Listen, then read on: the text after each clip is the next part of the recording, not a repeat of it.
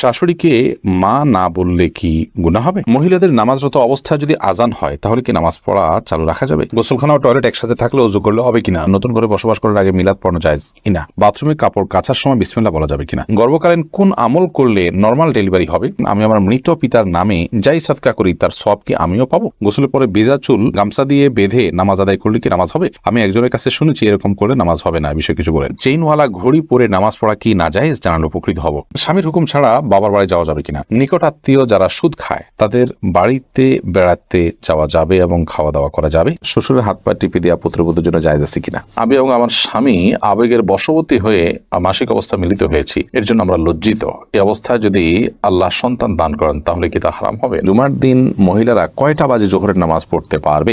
নামাজে আমরা যে নিয়ত করি সেটাকে ঠিক নামাইতে অনুসাল্লি আল্লাহি তাআলা পরিহিত কাপড় দিয়ে মুখ মুছলে নাকি দারিদ্র আসে, এটা কতটুকু সত্যি? আমি মাঝে মাঝে ফরজ নামাজের সময় দ্বিতীয় বৈঠকে তাশাহুদের সাথে দুরূদ পড়ে ফেলি, এরকম করে কি সাজদা দিতে হবে? যখন সুদ সম্পর্কে ধারণা ছিল না তখন ব্যাংকে কিছু টাকা রাখা ছিল, এখন সুদের অংশ কি করা উচিত? ঋণগ্রস্ত আত্মীয়কে দেওয়া যাবে কিনা? কোনো ঘরে প্রাণীর ছবি থাকলে নামাজ হয় না, বিকল্প ব্যবস্থা না থাকলে কি করব? মাহরামদের সামনে গেঞ্জি পরা জায়েজ হবে কিনা? মাহরামদের সামনে পর্দা পরিধি কতটুকু? মৃত ব্যক্তিকে বারবার স্বপ্ন দেখলে করণীয় কি? কাফনের কাপড় নাকি দরদাম করে কেনা যায় না, কথাটাই কতটা শরীয়ত সম্মত? চলুন তাহলে আমরা প্রশ্নোত্তর আলোকিত ভবনে প্রবেশ করি। এরপরে কাজী ফাতেমা আপনি লিখেছেন, মহিলাদের নামাজরত অবস্থা যদি আজান হয় তাহলে কি নামাজ পড়া চালু রাখা যাবে? যাবে, কোনো অসুবিধা নেই। আজান হওয়া হলে নামাজ বন্ধ করে ফেলতে হবে, কোনো কথা নেই। আপনি নামাজ পড়ছেন, ইতিমধ্যে আজান শুরু হয়ে গেছে, আজান মুয়াজ্জিন সাহেব দিতে থাকুক, এদিকে আপনার নামাজ আপনি কন্টিনিউ করতে থাকেন, কোনো সমস্যা নেই। এরপর জেসমিন আক্তার আপনি লিখেছেন, গোসলখানা ও টয়লেট একসাথে থাকলে ওযু করলে হবে কিনা? বাসা যদি গোসলখানা এবং টয়লেট একসাথে থাকে সেক্ষেত্রে ভেতরে ওযু করলে ওযু হয়ে যাবে, কিন্তু উত্তম হলো কমোড এবং টিপের মাঝে কোনো পার্টিশন না থাকলে, আড়াল না থাকলে সেক্ষেত্রে বাইরে ওযু করবেন, এটা হলো উত্তম। কিন্তু যদি ভিতরে ওযু করেন তাতে ওযু হয়ে যাবে, কোনো অসুবিধা নেই ইনশাআল্লাহ। রোজা ইসলাম রানী আপনি লিখেছেন, নতুন করে বসবাস করার আগে মিলাদ পড়ানো জায়েজ কিনা? নতুন করে বসবাস করার আগে কোনো মিলাদ পড়াবেন না, এরকম কোনো নির্দেশ কোনো হাদিস আমাদেরকে দেয়নি। আপনি নতুন ঘরে ওঠার সময় বিসমিল্লাহ বলে আল্লাহর নাম নিয়ে উঠে যাবেন, এর জন্য আলাদা কোনো আনুষ্ঠানিকতা আপনাকে করতে হবে, কোনো বাধ্যবাধকতা নয়। হ্যাঁ, আশপাশের লোকজন বা এলাকার মানুষ কিংবা আত্মীয় স্বজনকে ডেকে আপনি দাওয়াত খাওয়াতে চান আপনার খুশি একটা উপলক্ষে, সেটা সম্পূর্ণ আপনার ব্যাপার, শরীয়তের কোনো বিশেষ নির্দেশ নাই। আর এর জন্য মিলাদের আয়োজন করতে হবে কোনো নির্দেশ ইসলাম আমাদেরকে করেনি। শিরিনা বেগম আপনি লিখেছেন, পুরুষের কি রূপার আংটি পড়তে পারবে? জি, পুরুষের রূপার আংটি পড়তে পারবে এবং এটি বিভিন্ন বর্ণনা দ্বারা সাব্যস্ত হয়েছে। এরপরে নুসরাত মাহি আপনি লিখেছেন, আমি আমার মৃত পিতার নামে যাই সাদকা করি তার সওয়াব কি আমিও পাবো? আপনার মৃত পিতার নামে যে সাদকা আপনি করবেন, আশা করা যায় আল্লাহ রাব্বুল আলামিন আপনাকেও এক্সট্রা হিসাবে তার সাদকার সওয়াব দিবেন, কারণ আপনি যেহেতু পরিশ্রম করেছেন, আপনি যেহেতু কষ্ট করেছেন, আল্লাহ রাব্বুল আলামিন সেজন্য আপনাকে বঞ্চিত করবেন না, কারণ আল্লাহ রাব্বুল আলামিন কাউকে তার পরিশ্রমকে পণ্ড বা ব্যর্থ হতে দেন না যতক্ষণ পর্যন্ত সেটি আল্লাহ সন্তুষ্টের জন্য হবে এবং সঠিক নিয়মে হবে। এমনি ফরহাদ হোসেন আপনি লিখেছেন, বাথরুমে কাপড় কাচার সময় বিসমিল্লাহ বলা যাবে কিনা? বাথরুমে কাপড় কাচার সময় বিসমিল্লাহ বলবেন, বিশেষ করে যখন কমোডের সাথে আপনার ওই জায়গার পার্টিশন থাকবে। যদি পার্টিশন না থাকে তাহলে ওযুর সময় যেরকম মুখে বিসমিল্লাহ বলা নিষেধ, অনুচিত, মাকরুহ, ঠিক একইভাবে এখানেও মুখে বিসমিল্লাহ বলবেন না, মনে বিসমিল্লাহ বলে কাপড় কাচবেন। মাইহামাদ আপনি লিখেছেন, গর্ভকালীন কোন আমল করলে নরমাল ডেলিভারি হবে? গর্ভকালীন সময় এরকম কোনো বিশেষ আমলের কথা কোনো হাদিসে বলা হয়নি যে আমল করলে নরমাল ডেলিভারি হবে। তবে হ্যাঁ, গর্ভ যাতে নরমাল ভাবে হয়, অপারেশন করতে না হয়, সেজন্য আল্লাহর রহমতের কাছে আপনি সাধারণভাবে দোয়া করতে পারেন। আর দান এবং সাদাকা এটা মানুষকে কঠিন কোনো পরিস্থিতি থেকে উত্তরের পথ দেখায়, বিধায় এরকম পরিস্থিতিতে আপনি কিছু দান সাদাকা করতে পারেন এবং বিশেষভাবে ইস্তেগফার, দুরূদ সহ যে আমলগুলো বান্দার খুব কঠিন সিচুয়েশনে পড়লে আল্লাহ তাআলা তার জন্য বিষয়টিকে সহজ করেন, সে আমলগুলো আপনি বিশেষ করে করবেন। আল্লাহ তাআলার কাছে সাধারণভাবে দোয়া করতে থাকবেন। এছাড়া সুনির্দিষ্ট কোনো দোয়া বা আমল কোন হাদিস আমাদেরকে শেখায়নি যেটার মাধ্যমে নরমাল ডেলিভারি হবে। মিথিলা মলি আপনি লিখেছেন, রাস্তার পাশে কবরস্থান থাকলে নাপাক অবস্থায় গেলে কি গুনাহ হবে? রাস্তার পাশে যদি কবরস্থান থাকে তাহলে সেই কবরস্থানে আপনি নাপাক অবস্থায়, অর্থাৎ আপনার ওযু নেই অবস্থা আপনি প্রবেশ করলেন, কোনো অসুবিধা নেই, আপনি জিয়ারত করতে পারেন। কবর জিয়ারত করার জন্য যে আপনাকে ওযু অবস্থা থাকতে হবে এরকম কোনো বাধ্যবাধকতা নেই। এক নিমিষে আইডি থেকে আপনি লিখেছেন, মেয়েদের পায়ে কি স্বর্ণের নূপুর পরা যাবে? যাবে, কোনো অসুবিধা নেই। মেয়েরা স্বর্ণ বা রূপা যে কোনোটি পড়তে পারে, তো সেক্ষেত্রে স্বর্ণের নূপুর পড়বেন না রূপার নূপুর পড়বেন সেটা আপনার বিষয়।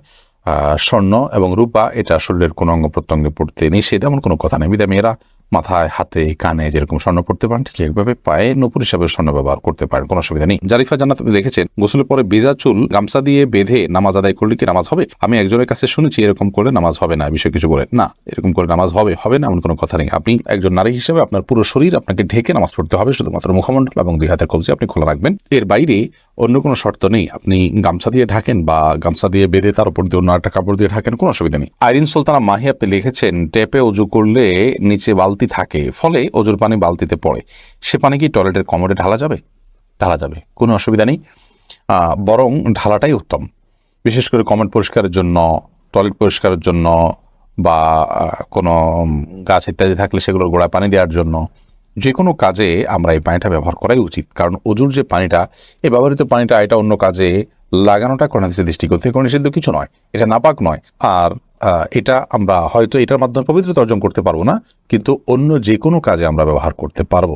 ধরুন কমোড পরিষ্কার করা কিংবা বাথরুমের ভেতরের অংশ পরিষ্কার করার জন্য পানি ঢালতে পারি, কোনো অসুবিধা নেই, কারণ এই পানিটা নাপাক নয়। কাজল আইডি থেকে আপনি লিখেছেন অজু করার পরে কি আয়নায় মুখ দেখলে অজু ভেঙে যাবে? না, কোনো অসুবিধা নেই, অজু ভাঙবে না। সৈয়দ আবু হায়দার আপনি লিখেছেন চেইনওয়ালা ঘড়ি পরে নামাজ পড়া কি নাজায়েজ? জানালে উপকৃত হব।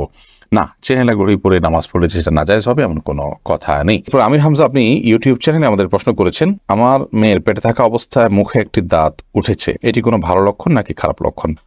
সন্তান গর্ভে থাকা অবস্থায় যদি মুখে দাঁত উঠে, সেটা কোনো খারাপ বা ভালো লক্ষণ নয়। এটার ডাক্তারি কোনো ব্যাখ্যা আছে কিনা সে ব্যাখ্যা আপনি জানার চেষ্টা করবেন।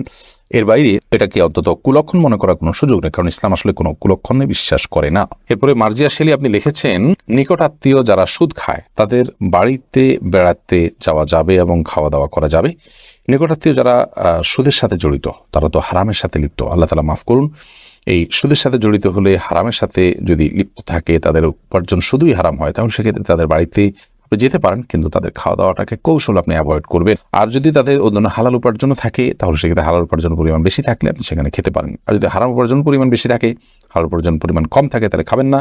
আর যদি তিনি সুনির্দিষ্ট করে হালাল উপার্জন থেকেই দিয়েছেন, আপনি জানেন, তাহলে সেক্ষেত্রে সেটা অবশ্যই খেতে পারেন। সাবির ইয়াসমিন জানাত আপনি লিখেছেন স্বামীর হুকুম ছাড়া বাবার বাড়ি যাওয়া যাবে কিনা?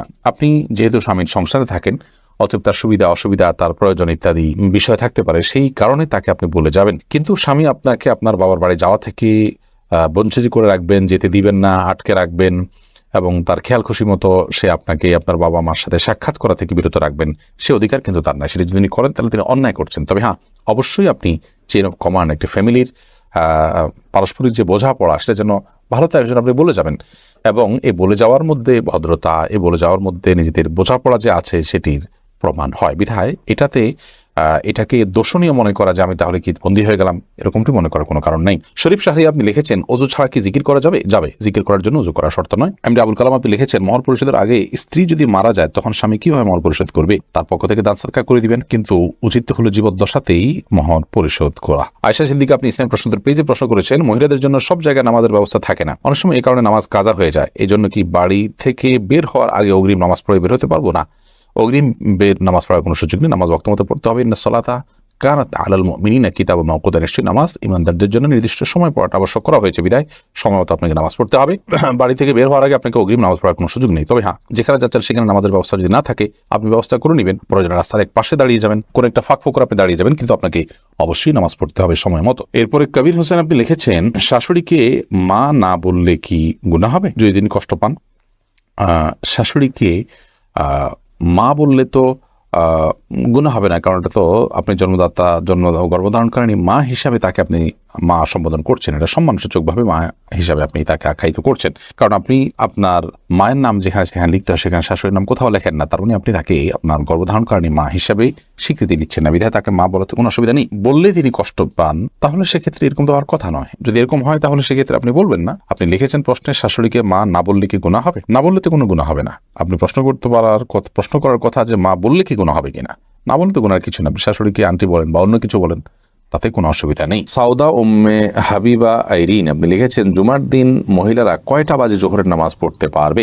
জোহরের ওয়াক্ত হওয়ার পরেই পড়তে পারবে। মসজিদে জুমার নামাজের জামাত হওয়ার পরেই পড়তে হবে এমনটি অনেকে মনে করেন, অথচ এমনটি কোনো আবশ্যক নয়। আপনি চাইলে জুমার নামাজের আগেও, অর্থাৎ ওয়াক্ত হয়ে গেছে জোহরের 12টা 1 মিনিটে, আজকে জোহর ওয়াক্ত হয়ে গেছে, এরপর থেকে আপনি বাসায় জোহর পড়তে পারেন। নুসরাত ইমরোজ আপনি লিখেছেন পুরাতন বই খাতা কেজি ধরে স্বল্প মূল্যে বিক্রি করা যায় আছে কিনা? জায়েজ আছে, যদি বিশেষ করে সেখানে কোরআন আয়াত না থাকে এবং সেটা অবমাননার আশঙ্কা না থাকে। এরপরে নুসরাত জাহান লিখেছেন নামাজে আমরা যে নিয়ত করি সেটাকে ঠিক নামাইতে অনুসাল্লি আল্লাহ তাআলা। নিয়ত হলো নিয়ত মানে ইচ্ছা করা, আমরা যে জন্য দাঁড়িয়েছি, কোন নামাজ জন্য দাঁড়িয়েছি, ফরজ না সুন্নাত, যোহর না আসর, এটা আমার মাথায় আছে। এই যে ইন্টেনশনটা আছে, এটা ইন্টেনশনটাই নিয়ত, ইচ্ছাটাই নিয়ত। মুখে নামায়তুন পড়ার কথা কোনো হাদিসে নির্দেশ দেওয়া হয়নি। ইবাদত নবী করিম সাল্লাল্লাহু আলাইহি ওয়াসাল্লাম যেভাবে করেছেন আমরা সেভাবে করবো। তিনি বা তার সাহাবীরা কেউ নামায়তুন তো মুখে বলেননি, আমরা সেটাকে বলাটা কেন আবশ্যক মনে করবো? আমরা জাস্ট আমাদের স্মৃতিতে যেটা আছে ওইটার দিকে খেয়াল করবো, আমরা ইবাদত শুরু করবো, নামাজ শুরু করবো। সাদিয়া বিনতু শিহাব ইয়াডি থেকে আপনি লিখেছেন, পরিহিত কাপড় দিয়ে মুখ মুছলে নাকি দারিদ্র আসে, এটা কতটুকু সত্যি? নিজের পরনে থাকা কাপড় এটা দিয়ে মুখ মুছুক, শরীরে অন্য কিছু মুছুক, এটার কারণে কোনো দারিদ্র ইত্যাদি আসবে যদি কেউ মনে করেন, তাহলে সেটা নিছকই একটা মন গড়া কথা, এর কোনো ভিত্তি কোনো হাদিসে নেই। এবং কুসংস্কারের জন্য এই ধরনের বিষয় একজন মুসলমান কখনো ধারণ করতে পারেন না। পরনে থাকা কাপড় যদি পাক থাকে, সেটা দিয়ে আপনি মুখ, হাত, শরীরের যে কোনো অঙ্গ মুছতে পারেন, কোনো অসুবিধা নেই। ওসমান মোল্লা আপনি লিখেছেন, আমি মাঝে মাঝে ফরজ নামাজের সময় দ্বিতীয় বৈঠকে তাশাহুদের সাথে দুরূদ পড়ে ফেলি, এরকম করে কি সাজদা দিতে হবে?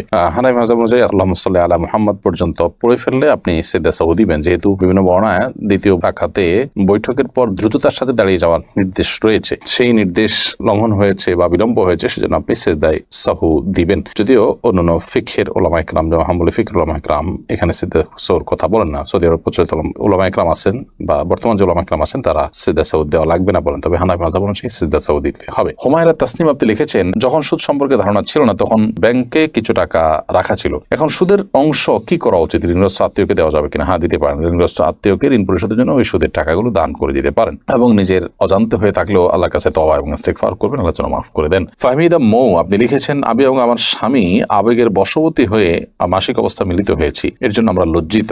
এই অবস্থায় যদি আল্লাহ সন্তান দান করেন তাহলে কি তা হারাম হবে? না, এটার কারণে সন্তান হারাম হয়ে যাবে বা অবৈধ হবে এরকম নয়। তবে এই কাজের জন্য আপনাদের অনুতপ্ত হওয়া উচিত, এবং হাদিসে বর্ণনা মতে এরকম কাজ হয়ে গেলে কিছু সাদাকা আল্লাহর রাহে, আল্লাহর ওয়াস্তে গরিব দুঃখীকে কিছু সাদাকা করে দিবেন, কিছু দান করে দিবেন, এবং ভবিষ্যতে এ ধরনের কর্মকাণ্ড থেকে বেঁচে থাকার জন্য চেষ্টা করবেন। আল্লাহর কাছে তওবা নসুহা করবেন, লজ্জিত হয়ে মাফ চাইবেন, সেটাই যথেষ্ট ইনশাআল্লাহ তাআলা। এরপরে সুমাইয়া আক্তার সুমা আপনি লিখেছেন, কোনো ঘরে প্রাণীর ছবি থাকলে নামাজ হয় না, বিকল্প ব্যবস্থা না থাকলে কি করব? যদি বিকল্প ব্যবস্থা না থাকে তাহলে সেক্ষেত্রে প্রাণীর ছবিকে ডেকে নামাজ পড়বেন। আর নামাজ হয় না বিষয়টা সেরকম না, ওই জায়গায় নামাজ পড়লে মাকরুহ হবে। বিশেষ করে যদি আপনার সালাতে সিজদার জায়গায় থাকে, সামনে থাকে, তাহলে সেক্ষেত্রে সেটা তো দৃশ্যত তাকে সিজদা করছেন এরকম আপনার মনেও আসতে পারে, বা দেখলে সেরকম দেখা যেতে পারে। এই জন্য একটু সরিয়ে নেবেন বা উপর করে রাখবেন। এভাবে বিভিন্ন ভাবে আপনি চেষ্টা করবেন। তাতেও যদি কোনো এরকমও যদি কোনো উপায় না থাকে, তাহলে আপনি ওখানে সালাত আদায় করে নামাজ হবে না, বিষয়টা সেরকম না, মাকরুহ হবে, অপছন্দনীয় হবে। সালমা আক্তার লিখেছেন, বাইরে সাধারণত হিজাব পরে, এরকম অনেক মেয়েরাও বাসায় হাফহাতা গেঞ্জি পরেন, কেউ উপরে ওড়না পরেন, অনেকে পরেন না। মাহরামদের সামনে গেঞ্জি পরা জায়েজ হবে কিনা? মাহরামদের সামনে পর্দা পরিধি কতটুকু? মাহরামদের সামনে যদি কেউ গেঞ্জি পরে চলেন তো আক্ষরিক অর্থে পর্দা হয়ে গেল, এটি শালীন পোশাকের অন্তর্ভুক্ত নয়, কারণ শরীরের অন্য অঙ্গ প্রত্যঙ্গ যেগুলো ফুটে উঠবে সেগুলো নানাবিধ ফিতনার কারণ হবে, যার কারণে এখানে এটি করা উচিত নয়। দ্বিতীয়ত, মুসলিম মেয়েদের যে শালীন সুন্দর পোশাক এবং পোশাক পরিচ্ছদের যে নীতিমালা রয়েছে সেটা আমাদের অনুসরণ করা উচিত। ফাসিক এবং কাফের মেয়েরা তারা তাদের যে লাইফস্টাইল থাকে সেই লাইফস্টাইল অনুসরণ, ভালো মন্দ বিচার বিশ্লেষণ ছাড়াই তাদের অনুসরণ অনুকরণ থেকে আমাদের বেঁচে থাকা দরকার। সেই জায়গা থেকে মুসলিম নারীরা একান্ত ঘরোয়া পরিবেশেও এই ধরনের পোশাক আশাক, বিশেষ করে মাহরাম ছেলে, আপনার বাবা ভাই, তাদের সামনে পরা থেকে বিরত থাকা উচিত। আর যদি পরে না একান্তে, তাহলে সেগুলোর উপরে অন্য কোনো কাপড় চোপড় পরা উচিত। হ্যাঁ, স্বামী আছেন একান্তে বা অন্য কোনো লোক নাই, তখন তিনি পড়তে পারেন। তারপরও যে ফাসিক এবং কাফের মেয়েদের সাথে সাদৃশ্য গ্রহণ থেকে যথাসম্ভব বিরত থাকা উচিত, কারণ আমরা জানি নবী সাল্লাল্লাহু আলাইহি ওয়াসাল্লাম সেই প্রসিদ্ধ হাদিস, মান তাশাব্বাহা বিকওমিন ফাহুয়া মিনহুম, যে ব্যক্তি কোনো জাতির সাদৃশ্য গ্রহণ করে সে তাদের অন্তর্ভুক্ত হয়। হাসান মিরান আপনি লিখেছেন, জানাজা শুরু হয়ে যাচ্ছে, ওযু করতে গেলে নামাজ শেষ হয়ে যাবে, এই মুহূর্তে ওযু না থাকলে করণীয় কি? জানাজা যদি ওযু করতে গেলে আর পাওয়া যাবে না এরকম হয়, তাহলে তায়াম্মুম করে জানাজা পড়া যাবে। আর যদি ওযু করে আপনি জানাজা পাবেন মনে হয়, তাহলে সেক্ষেত্রে ওযু করে আপনি জানাজা পড়বেন। নাজমা আক্তার সাথে আপনি লিখেছেন, মৃত ব্যক্তিকে বারবার স্বপ্নে দেখলে করণীয় কি? যদি মনে হয় তিনি কষ্টে আছেন, তার পক্ষ থেকে ক্ষমা প্রার্থনা করবেন, আল্লাহর কাছে ইস্তেগফার করবেন, গরিব দুঃখীকে খাবার দিবেন, মৃত ব্যক্তির তরফ থেকে যেসব ইবাদত করা যায় সেগুলো করবেন। আর যদি এরকম কোনো কিছু মনে না হয়, তাহলে সেক্ষেত্রে এটার জন্য বিশেষ কোনো কিছু আপনার করার প্রয়োজন নেই। মৃত ব্যক্তিকে দেখলে গরিব দুঃখীকে খাদ্য দিতে হয় বা নির্দিষ্ট কিছু কাজ করতে হয়, এরকমটি আমরা অনেকে মনে করি। এরকম বিশেষ কোনো ফরম্যাট বা বিশেষ কোনো করণীয় শরীয়ত ঠিক করে দেয়নি, বিধায় এরকমটিকে আমরা সিস্টেম বানিয়ে নেওয়া বা এরকমটিকে শরিয়া নির্দেশিত কোনো কাজ মনে করার কোনো কারণ নেই, বা এরকম মনে করাটা সঠিক হবে না, সেটা ভুল হবে। শরীফুল ইসলাম আপনি আমাদের ইউটিউব চ্যানেলে প্রশ্ন করেছেন, কাফনের কাপড় নাকি দরদাম করে কেনা যায় না, কথাটাই কতটা শরীয়ত সম্মত? এই মাসালা হয়তো কোনো কাফনের কাপড়ের ব্যবসায়ী তার সুবিধার জন্য আবিষ্কার করছে কিনা আল্লাহু আলাম। কারণ হলো এই ধরনের মাসালা থাকলে তো কাফনের কাপড়ের বিক্রেতা যারা তারা লাল হয়ে যাবে, যে কোনো দাম চাইবে, আপনি দরদাম করতে পারবেন না। মূলত এরকম কোনো কথা কোন হাদিসে বলা হয়নি। অন্য 10টি জিনিসের মতো কাফনের কাপড়ও আপনি দরদাম করে কিনতে পারবেন, কোনো অসুবিধা নেই। আলী হাসান লিখেছেন, আমি 5 ওয়াক্ত নামাজ পড়ার চেষ্টা করি, কিন্তু মাঝে মধ্যে নামাজের মধ্যে আমার মনোযোগ থাকে না। কি করলে পুরোপুরি মনোযোগ থাকবে দয়া করে জানাবেন। ভাইয়ারি হাসান, নামাজে মনোযোগ সৃষ্টি করবার জন্য প্রথমত নামাজ আমরা যা বলছি সেগুলোকে বোঝার চেষ্টা করব, অর্থগুলো জানার চেষ্টা করব, সূরা কারাতগুলো, দোয়াগুলোর, এটা আমাদের মনোযোগ সৃষ্টিতে সাহায্য করবে ইনশাআল্লাহ। এর পাশাপাশি নামাজে আমাদের যে সূরা কারাতগুলো পড়ে থাকি আমরা সেগুলো অর্থ সহকারে বুঝে পাশাপাশি ধীরে ধীরে পড়বো এবং রুকু, সিজদা, উঠা বসা যত সময় নিয়ে যত ধীরে ধীরে আপনি করবেন তত বেশি ইনশাআল্লাহ বিদিন আপনার সালাতে মনোযোগিতা সৃষ্টি হবে ইনশাআল্লাহ তাআলা। সালাতে মনোযোগ সৃষ্টি হওয়ার জন্য আর অনেকগুলো উপায় আছে। একটি আর্টিকেল আমাদের অনলাইনে এখনো আছে, নামাজে মনোযোগ সৃষ্টির 33টি উপায়। এটি শেখ বিন বাজ রাহমাহুল্লাহ, সৌদি আরবের সাবেক গ্র্যান্ড মুফতি, তার একটা লেখার অনুবাদ আমি করেছি, সেটি আছে সোশ্যাল মিডিয়াতে, দেখে নিতে পারেন। আব্দুল্লাহ আল ইমরান আপনি লিখেছেন, টেইলার্সের দোকানে অনেক সময় কাস্টমার বাড়তি কাপড় রেখে যায় বা রয়ে যায়, তা কি করা উচিত? আব্দুল্লাহ রহমান, টেইলার্সের দোকানে কাস্টমার যে কাপড় বাড়তি রেখে যায় সেটা যদি কাস্টমার অল্প স্বল্প হয়, সাধারণত এটা নেয় না মানুষ, ওরফটা এরকম হয়ে যায়, তাহলে সেক্ষেত্রে আপনি রেখে দেওয়াতে কোনো অসুবিধা নেই। আর যদি পরিমাণটা অনেক বড় হয় তাহলে আপনার উচিত কাস্টমারের কাছ থেকে জানা, জিজ্ঞেস করা এবং তার দাবি না থাকলে রেখে দেওয়া, আর না হলে তাকে ফেরত দেওয়া। ফাহমিদা আফরিন, ফাহমিদা আপনি লিখেছেন, শ্বশুরের হাত পা টিপে দেওয়া পুত্রবধূর জন্য জায়েজ আছে কিনা? এটা করা উচিত নয়। কারণ হলো শ্বশুর তার হাত পা যদি পুত্রবধূ টিপেন তাহলে সেক্ষেত্রে কল্পনার জেনার দুয়ার উন্মুক্ত অন্তত হতে পারে, কমপক্ষে এতটুকু হওয়ার সম্ভাবনা আছে, যার কারণে গুনাহের দ্বার পর্যন্ত বন্ধ করতে হয়, এটাকে সাদ্দু জারায়া বলা হয়। তো যার কারণে এটা জায়েজ নয়। পুত্রবধূ শ্বশুর অন্য সেবা করবেন, তবে হ্যাঁ শ্বশুর অনেক বৃদ্ধ, এত বৃদ্ধ যে এ ধরনের কোনো আশঙ্কা নাই, তাহলে সেক্ষেত্রে এটি করা যেতে পারে যদি একান্ত নিরুপায় থাকে, অন্য কেউ না থাকেন এবং এটা যদি খুব বেশি জরুরি হয়, অর্থাৎ অনেকগুলো শর্তের উপর ভিত্তি করে।